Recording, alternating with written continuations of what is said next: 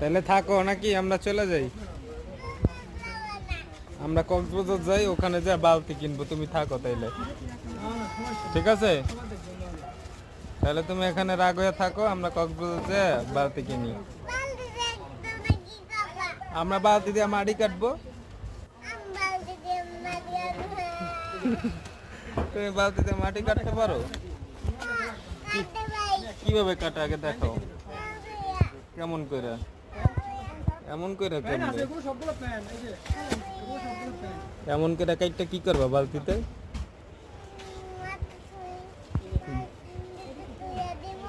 পরে বালতিতে মাটি রেখে দিবা, পরে মাটি রেখে এরপরে কি করবা?